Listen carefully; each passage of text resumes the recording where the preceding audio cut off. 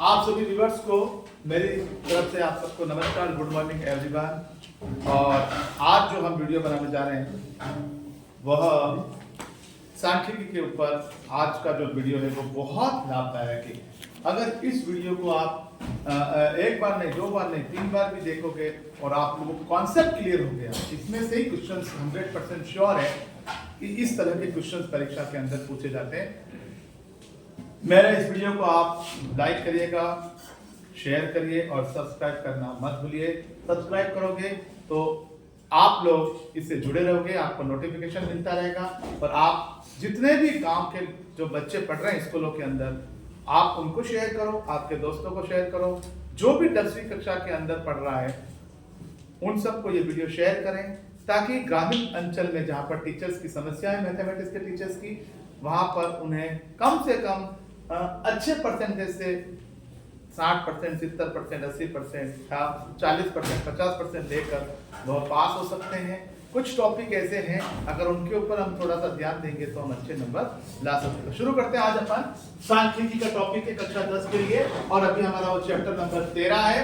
और chapter number 13 के ऊपर 13 नंबर के प्रश्न पूछे जाते हैं। चैप्टर 13 और 13 मार्क्स के क्वेश्चन बोर्ड के एग्जाम में पूछे जाते हैं। तो सबसे पहले जो पैटर्न होता है वो मल्टीपल चॉइस क्वेश्चन होता है। उसका मतलब ये होता है वस्तुनिष्ठ प्रश्न, बहुविकल्पी प्रश्न। इस प्रश्न के 4 ऑप्शन दिए होंगे, अ, ब, स, द। और in English medium A, B, C, D। There are 4 option given in this question. तो हम आज शुरू कर रहे हैं। 6 नंबर के जो प्रश्न पूछे जाएंगे, 5 या 6 नंबर के जो प्रश्न ऑब्जेक्टिव टाइप में भी आएंगे, 1 लाइनर क्वेश्चन भी होंगे और फिल इन द ब्लैंक्स वाले। इन सब क्वेश्चनों का वेटेज 1-1 नंबर का रहेगा। 1-1 नंबर के ये प्रश्न पूछे जाएंगे। ऐसे पेपर में आपसे करीबन 5 या 6 प्रश्न पूछे जा सकते हैं। तो आप इनके ऊपर अच्छी तरह प्रैक्टिस करें। इस टाइप के क्वेश्चंस आएंगे। ऐसे अन्य क्वेश्चंस में अगले वीडियो में लूंगा। फिलहाल ये जो क्वेश्चंस है, जो इनमें से कुछ क्वेश्चंस बोर्ड में आए हुए हैं, इस टाइप के क्वेश्चन को अक्सर बोर्ड वाले पूछते हैं। इनकी हम और प्रैक्टिस करेंगे। फिलहाल हम एक शॉर्ट वीडियो बना रहे हैं ताकि आपको मोटे-मोटे तौर पर ये पता लग जाए कि प्रश्न कैसे पूछे जाते हैं परीक्षा में। तो शुरू करते हैं। पहला प्रश्न, बंटन 3, 5, 7, 4, 2, 1, 4, 3 और 4 का बहुलक ज्ञात कीजिए। बहुलक क्या होता है? तो बहुलक मैंने आपको इससे पहले वाले वीडियो में बताया था। सूत्र भी सबके जो फार्मूलेस थे वो मैंने आपको लिखवा दिए थे। और आज पुनः मैं आपको बताता हूं, जो बहुलक होता है वह सर्वाधिक बारंबारता वाला बंटन होता है। सर्वाधिक बारंबारता वाला x का पद होता है। सर्वाधिक बारंबारता वाला x में से लिया गया पद होता है, उसको बारंबारता कहते हैं। विचर में से लिया गया पद जिसकी बारंबारता सर्वाधिक, अर्थात जो संख्या बार बार आ रही है, ज्यादा बार आ रही है। हम यहां पर देखते हैं 3, यहां पर 2 बार आ रहा है। हम 4 को देखते हैं, 4 हमको 1, 2 और 3 बार नजर आता है। अर्थात बंटन जो 4 है उसकी बारंबारता 4 है, 3 है और जो कि सर्वाधिक है। इससे ज्यादा 4 से ज्यादा हमारे पास और दूसरी संख्या प्राप्त नहीं होती है। तब हम इसका जो सही उत्तर भरेंगे, हमारी कॉपी में जो लिखेंगे सही उत्तर पहले वाले प्रश्न का होगा 4। सही उत्तर होगा स, और स पे हमारा क्या है आंसर? 4। 4 इसका आंसर है। Clear? Now we are going on the second question. दूसरे क्वेश्चन पर जाते हैं। यदि 5, 7, 9, x का समांतर माध्य, यानी समांतर माध्य मतलब कोई एवरेज माध्य 9 हो तो x का मान बताओ। इस क्वेश्चन पे भी हमने कल डिस्कस किया था और आज एक बार फिर बताता हूं। x का मान निकालने के लिए आपको ये पता होना चाहिए, माध्य का मतलब होता है कि हर पूर्णांक, हर संख्या, ये भी 9 है, ये भी 9 है, ये भी 9 है और ये भी 9 है। और अपन इसको यहाँ पर अलग से इसको कैलकुलेट कर सकते हैं और फिर इस स्थान में भर सकते हैं। कैसे करेंगे? जो x का मान है, जो अज्ञात पद है, इसकी जगह पर कौन सी संख्या आएगी, कौन सा नंबर आएगा। इस पद का x एक पद है, इसकी जगह ये एक वेरिएबल है, इसकी जगह इसका कांस्टेंट वैल्यू कितनी आएगी, x की वैल्यू कितनी होगी, x का मान कितना होगा, इसकी जगह क्या संख्या आएगी। तो आपको मैंने बताया था इसका फार्मूला होता है माध्य इंटू कुल पद, माध्य इंटू कुल पद, और उसमें से घटा देना शेष पदों का योग, शेष पदों का योग। ये मैंने एक फार्मूला कल भी लिखवाया था। तो इसके अंदर माध्य कितना आ रहा है बताओ आप? माध्य कितना दे रखा है 9। 9 को आपने पदों की संख्या देखो 1 2 3 4, 9 को 4 से मल्टीप्लाई करो और शेष पद यानी इसके अलावा x के अलावा शेष पद कितने 1 2 3 5 प्लस 7 प्लस 9, तो इसके अंदर आ जाएगा 36 और 9 और 5 और 7 को जोड़ेंगे 12, 12 और 9 21 और 36 में से 21 जाएगा तो कितना आएगा बेटा 15। आप सिंपली भी कर सकते हो, आप इसको 9 मान लो, इसको भी 9 9 9 36 हो गए। 36 में से 5 घटाओ, फिर 7 घटाओ, फिर 9 घटाओ, लास्ट में ये सब आ जाएगा। यानी कि यहां पर कितनी संख्या लिखे कि सब मिलकर 36 हो जाए। समझ में आ गए? 9 का टेबल कितनी बार बोला 4 बार, पदों की संख्या 4, अगर ये 5 होते तो 5 बार होते तो 36, तो यहां पर आंसर क्या आ जाएगा 15। कैसे निकाला? एक फार्मूला भी है पर सिंपल फार्मूला अपन ये निकाल सकते हैं कि माध्य इनटू कुल पद माइनस शेष पद, x के अलावा जो पद है उनको शेष पद का बोला मैंने, यहां पर शेष पद बोला। कैसे निकाला वापस देखो, मैंने क्या करा, मेरा माध्य दे रखा है 9, 9 का टेबल मैंने 1 2 3 4 बार बोला, 36 आया। 36 में से मैंने 5 7 और 9 को तीनों को जोड़ के घटा दिया तो 36 में से 21 गए तो मेरा आंसर आ गया 15। ओके, तो यहाँ पर रिक्त स्थान में क्या भरना है अपन को 15। अब आपको आंसर लिखने का तरीका मैं बता देता हूँ कि आप डायरेक्ट 15 भी लिख सकते हो और ये पूरा सेंटेंस लिखकर भी 15 अंदर लिख सकते हो, हल के अंदर पूरा सेंटेंस भी लिख सकते हो और डायरेक्ट आंसर भी लिख सकते हो कि क्वेश्चन नंबर 2 उत्तर 15 और उसके नीचे ऐसी लाइन खींचते रह दो कि हमने रिक्त स्थान में 15 भरना है। ठीक है, अगला प्रश्न आता है 62 5 7 2 1 8 का मध्य होगा। इसमें भी रिक्त स्थान वाला सवाल है, इसमें मध्य कितना होगा? तो ये भी मैंने आपको तरीका बताया कि सबसे पहले इसको आरोही क्रम में जमा लो। आरोही क्रम असेंडिंग ऑर्डर आरोही क्रम क्या होता है कि छोटी से बड़ी संख्याओं को, छोटा फिर बड़ी और उससे बड़ी, यानी छोटे से बड़े क्रम में जमा लो, उसको आरोही क्रम कहते हैं। तो छोटी संख्या यहाँ पर कौन सी है, सबसे छोटी कौन सी है 1, ये आरोही क्रम असेंडिंग ऑर्डर में जमा लो। आरोही क्रम में जमाएंगे तो सबसे छोटी संख्या 1 2 5 7 और 8। अब इनमें देखो मध्य का पद क्या है, मध्य का पद मिल रहा है आपको, बताइए मध्य में कौन आ रहा है इसके अंदर? मध्य का मतलब मध्य का पद, मीडियन बोलते हैं इंग्लिश में अपन को, और माध्य को मीन बोलते हैं। तो 5, तो यहाँ पर अपन क्या खाली जगह में क्या भरेंगे 5 भरेंगे, तो इसका मध्य पद है वही इसका मध्यक होगा, मीडियन होगा। अगला प्रश्न, तो रिक्त स्थान में यहाँ पर आपको 5 करना है, 1 नंबर और 1 नंबर इस तरह आपके आ जाएंगे। बर्तन 10 8 2 6 9 0 का मध्यक होगा। अब ये भी वही सवाल है, इसको भी आरोही क्रम में जमा लो। मैं यहाँ समझा देता हूँ एक बार, इसको भी आरोही क्रम में जमा लो। जमाओ आरोही क्रम में, बोलो सबसे पहले कौन आएगा 0, क्या आएगा सबसे पहले 0, सबसे छोटी संख्या 0, 0 के बाद 2 के बाद 6 के बाद 8 और 9 और उसके बाद 10, 11 क्रम में जमा दिया। 0 को भी शामिल करना, 0 छोटा पूर्णांक है ना, सबसे छोटा इसमें 0 है, 0 से भी छोटे होते हैं -1 -2, पर यहाँ पर 0 है। अब आपको इसमें से मध्य पद लेना है, क्या इसमें मध्य पद दिख रहे हैं आपको? तो दो मध्य पद हमारे पास यहाँ पर है 6 और 8, तो 6 और 8 वहां पर हमको मिल गया था एक मध्य पद, परंतु यहाँ पर परीक्षा में आप ऐसे जमाना ताकि लिखने में आसान रहेगा। अब इसका मध्यक निकालना है तो मध्य के दोनों पदों को जोड़ लो, कौन कौन आ रहा है 6 और 8 और उसका आधा कर लो, ठीक है, एवरेज आ जाएगा। 8 और 6 कितने होते हैं 14, 14 के आधे करें कितना आया 7, तो हमारा जो मध्य पद होगा वो मध्यक होगा, वो कितना होगा 7 होगा। अगर मिल जाता है तो वही अपन को लेना है, अगर नहीं मिलता है तो अपन को मध्य के दोनों पदों को जोड़कर आधा कर देना है। 14 के आधे कितने होते हैं 7, तो यहाँ पर अपन कितना लिखेंगे आंसर में 7। तो यह सम संख्या में, यह विषम संख्या में पदों की संख्या थी तो मिल जाएगा मध्य का पद, और सम संख्या में पदों की संख्या होगी, अर्थात पदों की संख्या यहाँ पर देखो 1 2 3 4 5 6 पद है, इसलिए अपन को मध्य के 2 पद को लेना पड़ा। Is that clear?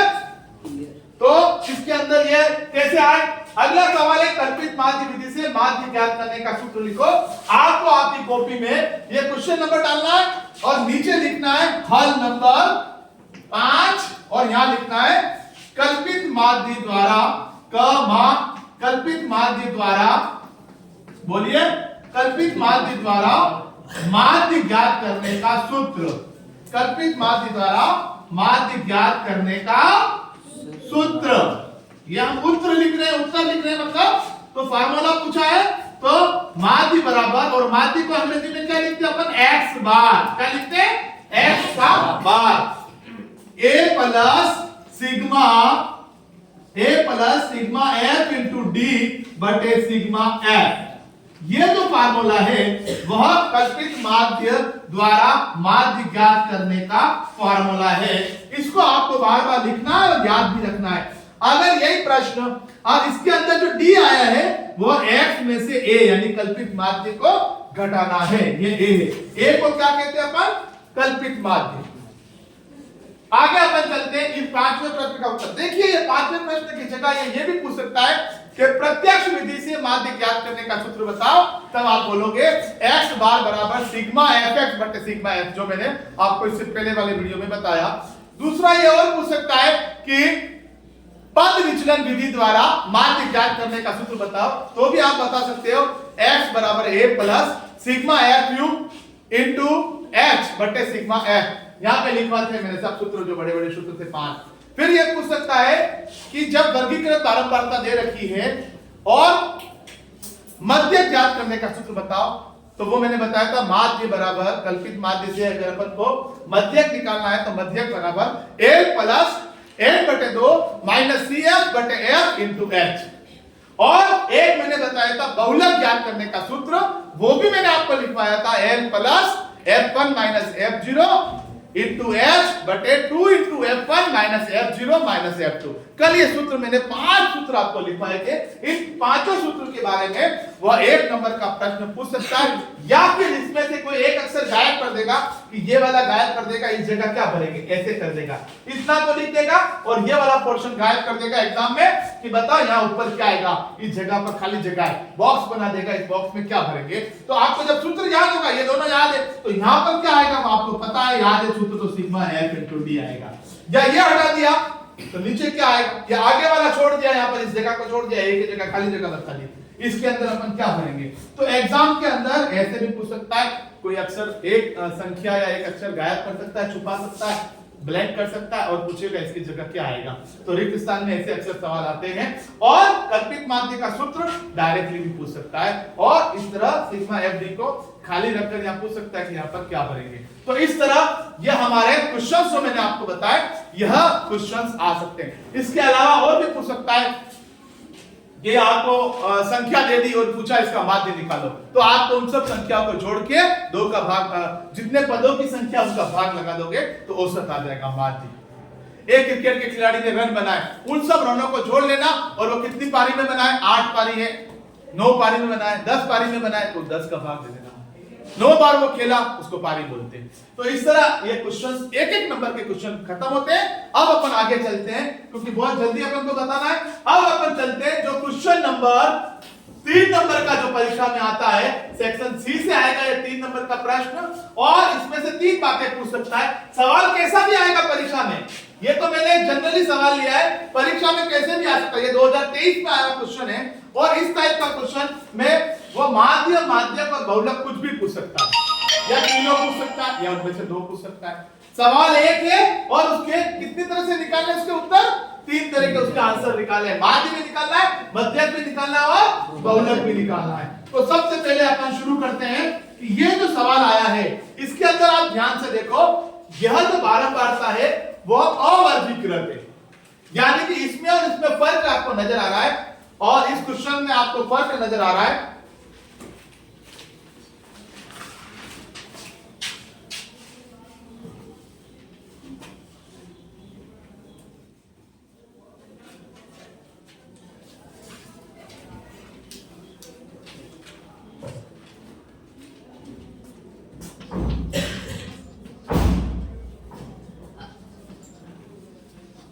इसमें जो क्वेश्चन आपको दोनों में फर्क नजर आ रहा है, ये क्वेश्चन इसी टाइप के आएंगे बेटा, ये फिक्स है, टाइप यही रहेगा। और पूछेगा क्या, माध्य, मध्यक और बहुलक। इसमें भी क्या पूछेगा, माध्य, मध्यक और बहुलक। हो सकता है एक ही पूछे, हो सकता है दोनों पूछे, और हो सकता है तीनों पूछ ले। ठीक है, अब इसके और इसमें सवाल को देखो आप ध्यान से, लिखा एक जैसा ही ऊपर वाला, पर नीचे वाली जो टेबल है उसको ध्यान से देखो। ये भी बंटन है, परंतु ये जो बंटन है, ये जो 12 बढ़ता बंटन है, इसको कहते हैं अवर्गीकृत बंटन। क्या बोलते हैं, अवर्गीकृत। और इसको बोलते हैं वर्गीकृत। इसमें वर्ग अंतराल दे रखा है, देखो 0 से 10, 10 से 20, 20 से 30, 30 से 40, और इसमें नहीं दे रखा है। तो अपन शुरू करते हैं इस सवाल के लिए। सबसे पहले आपको सारणी बनानी पड़ेगी, टेबल बनाना पड़ेगा। अपन हल करने हैं तो सबसे पहले x लिखा है और इसके पास में लिखा है f। तो अपन को x और f ये इस टाइप से अपन को ये सारणी बनानी है। यहाँ पे जगह कम है तो थोड़ा मैं छोटी बना रहा हूं, आप देखते रहना। इस वीडियो को जूम करना तो आपको पूरा दिख जाएगा। एक x का मान 1 और 2, फिर 3, फिर 4, फिर 5 और लास्ट में कितना है 6। इतने सारे दे रखे हैं। ये x का मान दे रखा है। अब उसी के सामने 1 कितनी बार आया है कि सर 2 बार आया, तो बारंबारता 2, 2 की बारंबारता 4, 3 की बारंबारता 5, 4 की बारंबारता 4, 5 की बारंबारता 2 और 6 की बारंबारता 2। सबसे पहले अपन को ये जो सारणी हॉरिजॉन्टल थी उसको वर्टिकल बनाई, यानी जो क्षैतिज थी उसको अपन ने सीधी बना दी, ऊर्ध्वाधर बना दी। तो सबसे पहले ऐसे करना है। अब अपन को सबसे पहले क्या निकालना है, ध्यान से देखो। ये सारणी लगभग 3 बार बनानी है, तो मैंने एक बार बना दी इसका उत्तर निकालने के लिए। ठीक है, ध्यान से देखो। अब इसका उत्तर निकालने के लिए अगर मैंने सारणी बनाई है तो सबसे पहले मुझे माध्य निकालना है। तो आपको क्या करना है, माध्य का सूत्र लिखना है। किसका सूत्र लिखना है, माध्य का सूत्र। सबसे पहले सारणी से सबसे पहले सूत्र लिखना है। सूत्र कैसे लिखना है कि मैंने आपको लिखाया था, जब अवर्गीकृत बारंबारता बंटन होती है और x और f दिया है तो माध्य ज्ञात करने का सूत्र मैंने आपको लिखवाया था। माध्य x बार बराबर sigma f into x upon sigma f। Am I right? मैंने ये लिखवाया था ना, x बार बराबर sigma f into x upon sigma f। इस पहले वाले वीडियो में मैंने आपको बता चुका हूं, माध्य x बार बराबर सिग्मा f into x बटे सिग्मा f। अब सारणी हमें क्या कहती है, f और x होना चाहिए साहब है। क्या कम पड़ रहा है, कुछ कम नहीं पड़ रहा, सब है। गुणा करना हमको बाकी है, f और x का गुणा करना है। चलो करो, f और x का गुणा करना है। तीसरे नंबर पर ये बनेगा। ध्यान से देखो, ये मुझे कौन बताएगा सारणी में, अगली सारणी के अंदर जो अगला कॉलम है वो क्या बनेगा, कौन बताएगा, सूत्र बताएगा। कौन बताएगा, सूत्र। इसीलिए सूत्र को याद करना है कि सूत्र बताएगा। अब अपन को क्या करना है, 2 का टेबल एक बार या 1 का टेबल 2 बार, इन दोनों का मल्टीप्लाई करना है। 2 एकम 2, 4 का टेबल 2 बार, 4 दूनी 8, 5 का टेबल 3 बार, 15, 4 का टेबल 4 बार, 16, 5 का टेबल 2 बार 10 और 6 का टेबल 2 बार। कितने हो गए बेटा, 12। अब आपको एक चीज और नजर आ रही है, सिग्मा। मैंने बताया था ये ग्रीक वर्ड है, सिग्मा का मतलब जोड़ होता है। अब f और x का गुणा भी करना है और उसको जोड़ना भी है। तो जोड़ कहां होती है, ऊपर होती है या नीचे होती है, नीचे सिग्मा।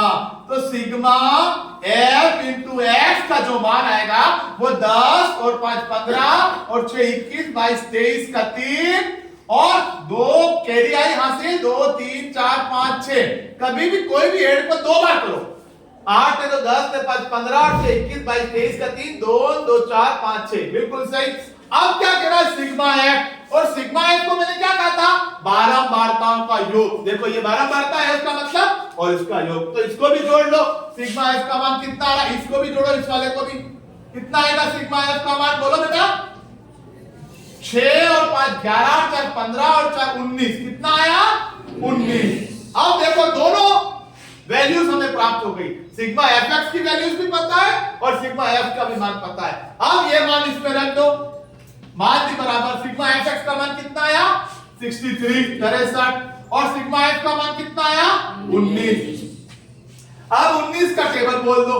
अब ऊपर नीचे ये सरल, ये भिन्नात्मक संख्या अभी सरल नहीं होगी, क्योंकि कोई भी टेबल ऐसा नहीं, यह भाज्य संख्या है, इसलिए इसका भाग सिर्फ 19 का ही जाएगा और किसी का भाग नहीं जाएगा। अब 19 का टेबल, अब 19 का भाग दे दो, बस आंसर आ जाएगा। अब 19 का टेबल आप लिख दो, 19 एक कम 19, अलग से लिखो आपने, 19 दूनी 38 और 19 दिया 57 और 19 शोर 76, ऐसे जोड़ जोड़ के बना लो।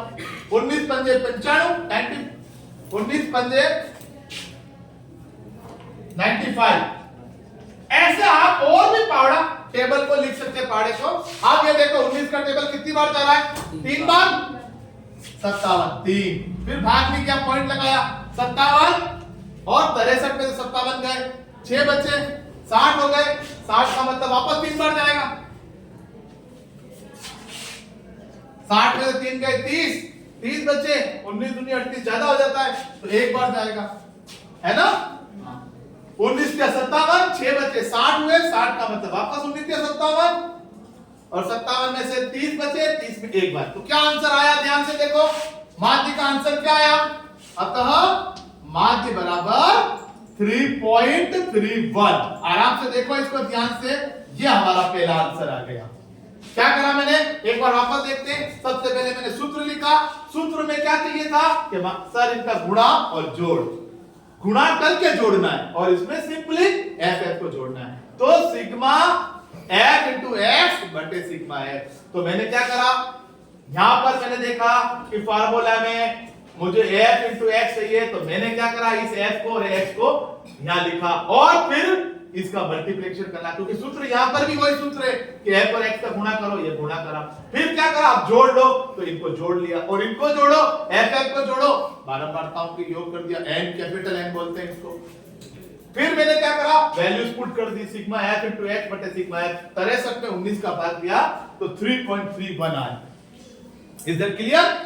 अब आपको पहला उत्तर आ चुका है। इसी प्रश्न का आप दूसरा भाग करते हैं, मध्यक। क्या करते हैं, मध्यक। अब इसमें मध्यक कैसे निकालते हैं, तो ध्यान से देखो, मध्यक निकालने के लिए ये जो सारणी है, इस सारणी के अंदर इस सारणी की जरूरत नहीं पड़ेगी। मैं एक में ही पढ़ा रहा हूं सब, आप कंफ्यूजन मत होना। अब ये जो सारणी थी वो खाली किसके लिए काम में ली गई थी, बताइए आप, माध्य के लिए। किसके लिए ली गई थी, माध्य के लिए। ये हो गया काम। अब ये दोनों तो है ही अपने पास सवाल में, अब अपन को मध्यक की सारणी बनानी है। किसके लिए, मध्यक के लिए टेबल नहीं और बनेगी, ये थोड़ा सा आपको ध्यान रखना है। मध्यक की टेबल कैसे बनती है, देखो मैंने ऊपर मध्यक के लिए लिख दिया, ये माध्य के लिए सारणी है और ये मध्यक ज्ञात करने के लिए सारणी है। देखना ध्यान से, मध्यक का मतलब क्या होता है, तो मैंने बताया था मध्यक के अंदर आपको ये कहा था संचयी बारंबारता बनानी पड़ती है ना। तो सबसे पहले संचयी बारंबारता बनाओ, CF कहते हैं उसको, संचयी बारंबारता CF, कम्युलेटिव फ्रीक्वेंसी CF। कैसे बनाते हैं, आप F को पकड़ लो, इसको मत देखना, ठीक है, इसको देखने की जरूरत नहीं। या आप चाहो तो इन दोनों को अलग भी बना सकते हो, इसको वापस नया बना सकते हैं सारणी 1 2 और 3, पर टाइम बचाने के लिए मैं आपको यहाँ पे बता रहा हूँ। 2 को एक बार लिख लो, यहाँ पर संचयी बारंबारता में जो पहली बारंबारता उसको एज इट इज लिखो, है अधिक वाली बारंबारता है। 2 में 4 का जोड़ो कितना हो गया, 6 में 5 जोड़ो कितना हो गया, 11 में 4 जोड़ो 15, 15 में 2 जोड़ा 17 और 17 में 2 जोड़ा 19। अब यहाँ देखो बारंबारता की जोड़ अपन ने कर ली है, इस सवाल में भी करनी है, 19 और 19 बराबर आ गए, ये टैली कर लिया कि हमारी संचयी बारंबारता बिल्कुल सही है। अब आपको पहली स्टेप क्या लिखनी है मध्यक के लिए, मध्यक ज्ञात करने का पहला पद क्या लिखना है, मध्यक ज्ञात करने के चरण, स्टेप्स, मध्यक ज्ञात करने की विधि या मध्यक ज्ञात करने के चरण। इन चरणों को मैंने आपको लिखवाया था इससे पहले वाले वीडियो में। सबसे पहले आपको क्या करना है, n का मान ज्ञात करना है। तो बताओ n का मान कितना है अपने पास, n का मान कितना है अपने पास 19, n बराबर सिग्मा f, इसको n बोलते, बारंबारता बड़ा n। और यहाँ पर मैंने कल बताया थे सब नोटिफिकेशन, बड़ा n क्या होता है, x क्या होता है, सब यहाँ पे लिख के बताए थे। तो आपको कल वाले वीडियो को आप देखना और उस वाले इन दोनों वीडियो को अगर आप एक साथ देखोगे एक के बाद एक, तो आपको पूरा कॉन्सेप्ट, पूरा 13 नंबर आपके कहीं नहीं गए, आपकी जेब में 13 नंबर। n बराबर sigma f is equal to कितना आया था इसकी जोड़ 19 19, और 19 और सेकंड नंबर पर जो पद है वो n का आधा करना है। 19 का आधा कितना होता है? 19 का आधा करेंगे तो आएगा 8 9 9.5। कितना आएगा? 9.5 9.5। भाई 20 का आधा 10 होता है और 18 का आधा 9 होता है।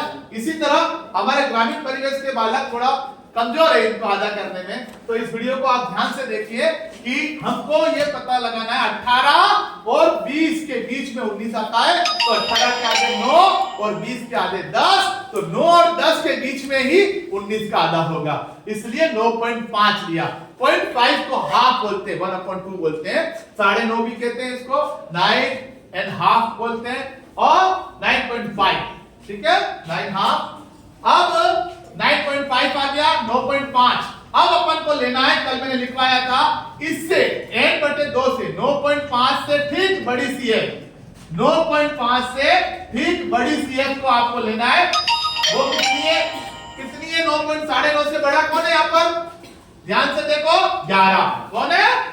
CF पे देखो कि 9.5 से 9.5 से बड़ा कौन है? तो 9.5 से बड़ा ये तो 15 भी है, पर तो ठीक बड़ा लेना है, जस्ट बड़ा, तो वो है कितना है बेटा? 11। अब अपना आंसर लिखना है। 11 के सामने x का मान कितना है? अपन को सब चीजें x में से लेनी है विचर में। आप आ जाओ, 11 के सामने आ जाओ। आपको क्या नजर आ रहा है? 1 2 3 नंबर पे, 1 2 3 नंबर पे क्या आ रहा है? 11 के सामने ठीक 3। जो x का मान है, जो विचर का मान है, वही हमारा मध्यक होगा। और 5वें नंबर पे इसलिए मध्यक का मान भी कितना हो जाएगा बेटा? बोलो, 3। तो ये उत्तर आ गया।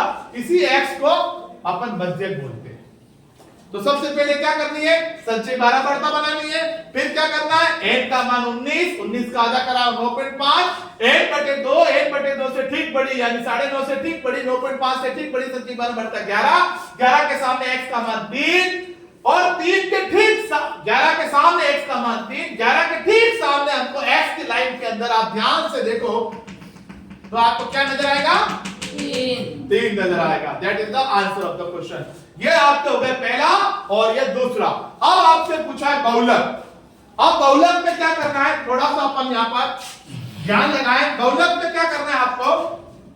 बहुलक के अंदर आपको कोई सारणी नहीं बनानी, इसके अंदर सीधा इसका उत्तर मिल जाएगा। बहुलक के अंदर आपको ये दोनों चाहिए बस, ठीक है। अब आपको परीक्षा में खाली बहुलक पूछे तो ये कुछ नहीं करना है, माध्य पूछे तो 1 2 3 बनाने, माध्यक पूछे 1 2 ये वाली 3 बनाने, इसको मत बनाना, और दोनों पूछे तो ये दोनों बढ़ा लेना। समझ में आ रहा है? अब आप अलग अलग भी बना सकते हैं एक साथ। अब अपन को तीसरे नंबर पे पूछा है, जो तीसरा हल पूछा है इसी एक प्रश्न के अंदर, वो पूछा है बहुलक। अब बहुलक जो पूछा है वो बहुलक आपको सिंपली मैंने बताया था, सार्वधिक बारंबारता वाला विचर, सार्वधिक बारंबारता वाला x में से पद, सीधा उत्तर आ रहा है। बहुलक आप देख सकते हो इसमें, इधर देखो, सबसे सरल नीचे देखो, सबसे ज्यादा कौन नजर आ रहा है? नीचे देखो, सबसे बड़ी संख्या कौन सी नजर आ रही है? 5। सबसे बारंबारता किसकी ज्यादा है? 5 जो सबसे ज्यादा बड़ी संख्या है। अब 5 के ठीक सामने कौन आ रहा है? 3। तो इसका उत्तर हो गया बहुलक। तो सीधा उत्तर है बहुलक 3। क्यों? क्योंकि x में अपन ऐसे ही पता लगाते हैं, i और f होगा तो अपन को सूत्र का प्रयोग करना है। तो बहुलक क्या होगा इसका उत्तर? बोलो, 4। अब क्यों होगा? या कारण लिख दो, 4 है, कोष्टक में लिखो 4 क्यों है? क्योंकि 4 की बारंबारता इस 4 की 3 की, ये देखो 3, उत्तर होगा 3, क्योंकि 3 की बारंबारता, बोलो, सर्वाधिक है। कितनी है? सबसे अधिक है, सर्वाधिक। 3 की बारंबारता सर्वाधिक कितनी बार आई है? 5 है। तो उत्तर आपको 5 नहीं लिखना है, देखना 5 को है, पर लिखना 3। अक्सर गलती कर देते बच्चे कि हमको जो भी उत्तर आता है, चाहे माध्य हो, चाहे मध्यक हो, चाहे बहुलक हो, सबका आंसर हमको x में से लिखना पड़ता है। ठीक है बेटा, देखना है बारंबारता को और लिखना है x को। तो 5, अगर यहाँ पे 8 ज्यादा होते तो 8 के सामने वाला लेते हैं, ठीक है। क्योंकि यहाँ पर 5 ज्यादा है तो 5 के सामने कौन आ रहा है? 3। तो मैंने लिखा है 3 को क्यों लिया? चूंकि 3 की बारंबारता सर्वाधिक है, 3 की बारंबारता सर्वाधिक है, इसीलिए मैंने सर्वाधिक कितनी है? 5 है। जब सारणी को देखने पर यह पता लगता है कि यहां पर जो सबसे बड़ा पद है बारंबारता का वो 5 है और 5 के ठीक सामने ऊपर आपको x का मान कितना नजर आ रहा है? 3। जो 3 है वही हमारा बहुलक है। बहुलक मतलब सर्वाधिक बारंबारता वाला x में से लिया गया पद, विचर में से या बंटन में से लिया गया पद। तो ये तीनों तरह के मैंने आपको बता दिया। माध्यक में उत्तर आया था 3.3 है, मध्यक में उत्तर आया 3 और बहुलक में उत्तर आया 3, है ना? तो सबसे बड़ा पद अपन को क्या प्राप्त होता है? माध्य। क्या प्राप्त होता है? माध्य सबसे बड़ा होता है। इन तीनों में सबसे बड़ा कौन होता है? माध्य होता है। इसके ऊपर भी एक वीडियो बताऊंगा, माध्य माध्यक और बहुलक में क्या संबंध है। हो सकता है 1-2 दिन के अंदर उसके ऊपर भी एक वीडियो बनाऊं, और ताकि ग्रामीण अंचल के बालकों के लिए ये बहुत फायदा है। अब अपन आगे चलते हैं। ये बहुलक बहुत इजी है, 5 के ठीक सामने 3। अब जो अपना प्रश्न आ रहा है, अब ये सब मैं मिटा रहा हूं क्योंकि अब अपने पास बड़े क्वेश्चंस आ रहे हैं, और आप इस वीडियो को देखते रहना और इस क्वेश्चंस को आप करना ताकि आपको एक पार्ट यहां पर खत्म होता है। तो आप सब लोगों का बहुत बहुत धन्यवाद, और मैं आपसे आशा करता हूं कि जो आज मैंने जो क्वेश्चन बताए हैं वह इससे नेक्स्ट वीडियो के अंदर मैं बड़े क्वेश्चंस बताऊंगा जो सेक्शन डी के आते हैं, इसके बाद वाले वीडियो के अंदर मैं बताऊंगा। फिलहाल मैंने आपको बारंबारता बंटन के ऊपर जो रिक्त स्थान के प्रश्न आते हैं और जो मल्टीपल चॉइस क्वेश्चन आते हैं, फिल इन द ब्लैंक्स आते हैं और वन लाइनर क्वेश्चन आते हैं, उनके बारे में मैंने बताया। और सेक्शन सी के अंदर आप ऊपर प्रश्न कैसे पूछे जा सकते हैं माध्य मध्यक और बहुलक के, वो बताए। अब इसके बाद जो भी अपन वीडियो बताएंगे वह वीडियो बड़े क्वेश्चन सेक्शन डी का जो 4 नंबर या 5 नंबर का क्वेश्चन पूछा जाता है उसके बारे में अपन बात करेंगे। इस वीडियो को लाइक करें, शेयर करें और अपने दोस्तों को जरूर बताएं कि हम लोग ग्रामीण अंचल में भी गणित को अच्छी तरह से पढ़ रहे हैं, और जो भी जहां स्कूलों में पढ़ रहा है, आपके प्राइवेट स्कूल में बच्चे पढ़ रहे हैं, प्राइवेटों में पढ़ रहे हैं, जिनको समझ में नहीं आ रहा है, जहां पे टीचर्स नहीं है, जो प्राइवेट तैयारी कर रहे हैं गणित की, वो घर पे बैठकर भी इस वीडियो को देखकर अगर ये इसको सीख लेंगे, मैं दावा करता हूं, मुझे यकीन है कि अगर मेरे ये 2-4 वीडियो सांख्यिकी के देख लोगे तो आपको 13 नंबर इजीली प्राप्त हो जाएंगे। किसी तरह की कोई दिक्कत नहीं आएगी। आप एक प्रश्न के ऊपर बार-बार प्रैक्टिस करें, अभ्यास करें ताकि आप लोगों को किसी भी तरह की कोई दिक्कत नहीं हो। मेरा आप सब लोगों का बहुत बहुत धन्यवाद। आपने मुझे सुना और मेरे वीडियो को लाइक और शेयर जरूर कीजिएगा। मेरा यकीन है कि हम कोटड़ा के निवासी इस कार्य में पीछे नहीं रहेंगे। धन्यवाद। Thank you very much.